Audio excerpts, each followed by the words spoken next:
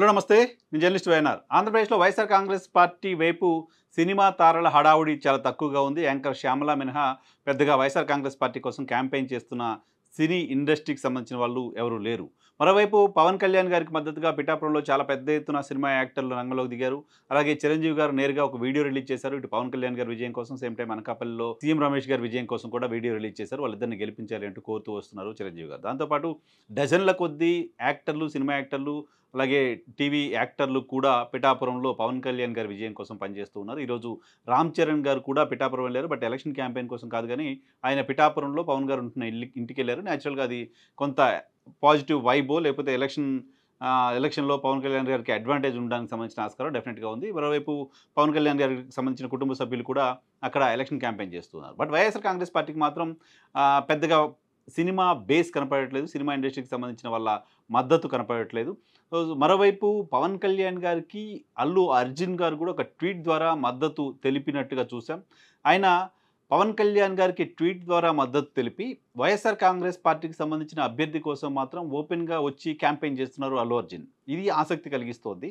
So Allu Arjun గారు నంద్యాలలో శిల్పా రవిచంద్రారెడ్డి వైఎస్ఆర్ కాంగ్రెస్ పార్టీకి సంబంధించిన సిట్టింగ్ ఎమ్మెల్యే, నంద్యాల నుంచి మళ్ళీ పోటీ చేయబోతున్నారు. సో ఆయనకు మద్దతుగా ఎలక్షన్ క్యాంపెయిన్కి ఫిజికల్గా వెళ్ళారు. నంద్యాలలో ఎలక్షన్ క్యాంపెయిన్లో పార్టిసిపేట్ చేస్తారు. ఇది ఖచ్చితంగా మెగా అభిమానులకు కొంత షాక్ని కలిగించే వార్తగా చూడాల్సిన అవసరం ఉంటుంది.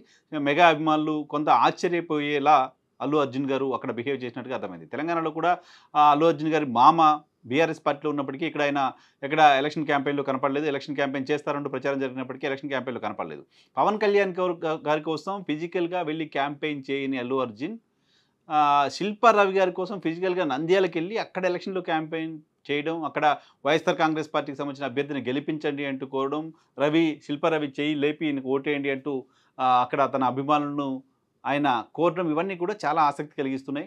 సో పవన్ వైపు ఎందుకు వెళ్ళలేదు, పవన్ కోసం ఎందుకు ఫిజికల్గా వెళ్ళి క్యాంపెయిన్ చేయలేదు, వైఎస్ఆర్ కాంగ్రెస్ పార్టీకి సంబంధించిన అభ్యర్థికి ఎందుకు క్యాంపెయిన్ చేస్తున్నారు, ఫ్యామిలీలో ఏం జరుగుతుంది, ఈ రకమైన చర్చ ప్రస్తుతం సోషల్ మీడియాలో విస్తృతంగా జరుగుతోంది. సో అల్లు అర్జున్ గారి ఈ మూవ్ మాత్రం కాస్త ఇంట్రెస్టింగ్గా కనపడుతోంది. సో ఆంధ్రప్రదేశ్లో ప్రధాన స్రవంతికి సంబంధించిన మేజర్ టాప్ హీరోస్ ఎవరు కూడా పెద్దగా వెళ్ళి ఎలక్షన్ క్యాంపెయిన్లో పార్టిసిపేట్ చేయట్లేదు.